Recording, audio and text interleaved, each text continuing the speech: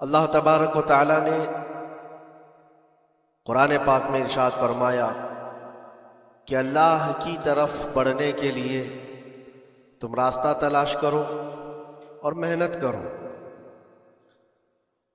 اور اللہ نے انسان کو دونوں طاقتیں دی ہیں، خیر کی بھی اور شر کی بھی، اچھائی کی اور برائی کی، دونوں کی طاقتیں اس کے اندر ہیں.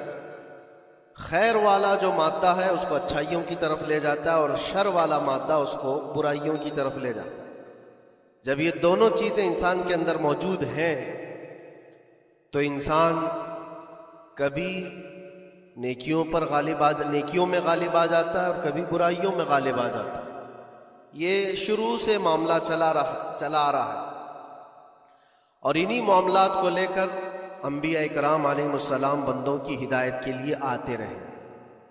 اللہ تبارک و تعالیٰ نے بندوں کو یوں ہی نہیں چھوڑ دیا، بلکہ اپنے پیغمبروں کو بھیجا، اور خیر اور شر کے درمیان تمیز سکھانے کے لیے انبیاء آتے تھے، یہی بتانے کے لیے کہ تم جس راستے پر چل رہے ہو، اگر یہ غلط ہے تو غلط اور صحیح ہے تو صحیح. اور آخری نبی ہمارے آقا محمد صلی اللہ تعالی علیہ وسلم کے بعد پھر یہ کام امت کے علماء اولیاء انجام دیتے رہے.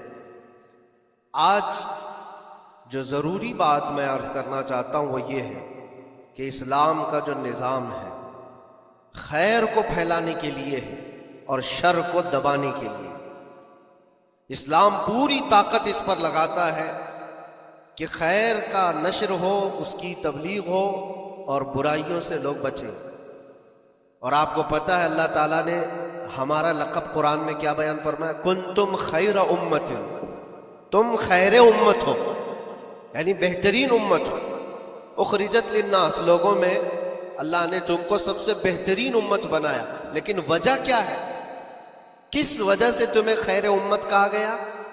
آگے خود اللہ تعالیٰ قرآن میں فرماتا ہے کنتم خیر امت اخرجت للناس تأمرون بالمعروف وتنہون عن المنکر، تم لوگوں کو اچھائی کا حکم دیتے ہو اور برائیوں سے روکتے ہو.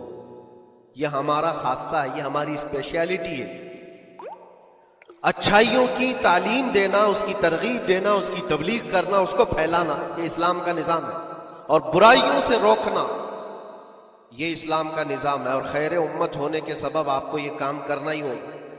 لوگ اگر یہ سمجھتے ہیں کہ یہ صرف مولانا لوگوں کا کام ہے یا مبلغ کا کام ہے، مائک ملے گا تو ہی تبلیغ کرے گا، نہیں. ہر مسلمان کی ذمہ داری ہے کہ وہ خیر کو اپنی طاقت کے مطابق لوگوں میں پھیلائے، اور برائی دیکھے تو اس کو روکے. اور برائی دیکھ کر کے خاموش رہنے والے کا وہی انجام ہے جو برائی کرنے والے کا انجام. ایک حدیث میں ملتا ہے جبرائیل علیہ السلام ایک بستی پر عذاب نازل کر چکے تھے اللہ کے حکم سے. وہ بستی گنہگار تھی بہت، لیکن اس میں ایک نیک بندہ تھا، بہت پرہیزگار تھا، کبھی گناہ نہیں کیا تھا اس نے. انہوں نے اللہ کی بارگاہ میں پوچھا جبرائیل نے کہ مولا اس بستی میں ایک نیک بندہ بھی ہے، اس کا کیا کیا جائے؟ اللہ تبارک و تعالیٰ کا حکم جلال تھا کہ اس کو بھی اسی میں تباہ کر دو، عذاب میں اس کو بھی گرفتار کر دو. عذاب اس پر بھی آیا. جبرائیل علیہ السلام کافی دنوں کے بعد پھر رب تعالیٰ کی بارگاہ میں پوچھتے ہیں کہ اس کا کیا قصور تھا؟ وہ تو تیرا عبادت گزار بندہ تھا، نیکوکار تھا، گنہگاروں پر عذاب آیا، لیکن اس پر کیوں آیا؟ اللہ نے فرمایا وہ نیک تو تھا، لیکن اس کی آنکھوں کے سامنے برائیاں ہوتی تو اس کو کچھ فرق نہیں پڑتا تھا، یہ دیکھتا اور خاموش رہ جاتا تھا. تو گناہ کرنے والوں کا اور برائیوں کا اڈا سجانے والوں کا جو انجام ہے وہ دیکھ کر خاموش رضامندی رکھنے والوں کا بھی وہی انجام ہوگا. اس لیے امت کی ذمہ داری ہے یہ کہ آپ اپنے ارد گرد اگر برائیاں دیکھیں اور غلط بات دیکھیں تو اس کو روکیں، اور روکنے کی آپ کے پاس جیسی طاقت ہو. زبان سے روک سکتے ہیں، زبان سے، ہاتھ سے روک سکتے ہیں، ہاتھ سے. یہ دونوں کی طاقت نہیں ہے تو دل میں برا جان کر اس جگہ سے اٹھ جاؤ، اس جگہ کا بائیکاٹ کرو. یہ تو کم سے کم کر ہی سکتا ہے انسان. ہو سکتا ہے آج کے دور میں ہاتھ کا استعمال تمہارے لیے بہت مصیبت بن جائے، تمہارا اس کے اوپر حکم نہیں چلتا ہو، زبان کا استعمال نہیں کر سکتے ہو، مجبور ہو، تو تو اس میں کیا مجبوری ہے کہ اپنے دل سے برا جان کر کے اٹھو؟ اور یہ بھی نہیں کرتا تو سمجھ لو کہ ایمان کا آخری حصہ بھی اس کے دل سے چلا گیا۔ ایمان جس کے پاس تھوڑا سا بھی باقی ہے وہ برائیوں کو دیکھ کر کے وہ برانگیختہ ہوگا، اس کی طبیعت برائیوں کو دیکھ کر کے ماننے کو کبھی تیار نہیں ہوگی۔ اس لیے خیر امت کا جو سٹیٹس ہے اس کو مینٹین کرنا ضروری ہے۔ یہی تو بات ہے میرے عزیزو، ہزار طرح کی مصیبتیں آئیں ہم پر، لیکن ہم اس مشن کو نہیں چھوڑ سکتے جو ہمارے ایمان کا حصہ ہے، جو ہمارے ایمان کا حصہ ہے۔ ہمیں جو برائی نظر آئے گی اس پر بولنا ہم پر واجب ہے، اور اس پر بھی خاموش اور مصلحت کی اور حکمت کی بات کر کے اس کے بہانے سے گوشہ نشین ہو جانا یہ امت کی ذمہ داری نہیں ہے۔ یہ تو راستہ تلاش کرنے اور بہانے کی بنانے کی ذمہ ایک سوچ ہے۔ باقی ہر عالم دین ہو، ہر مومن ہو، برائی کو دیکھے تو اس کا اظہار کرے اور لوگوں کو روکنے کی کوشش کرے۔ ایک بات اور میں بتاؤں، معاشرے میں کچھ سود خور ہیں، کچھ شرابی ہیں، اور ان کے متعلق ایسا ہے کہ وہ اچھا اثر اور رسوخ رکھتے ہیں۔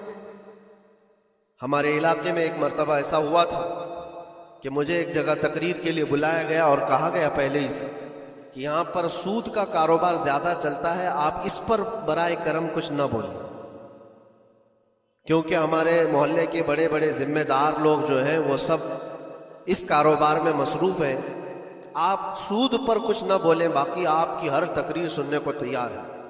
میں نے اس دن قسم کھا لی، پورا 1 گھنٹہ سود پر ہی میں نے بیان کیا۔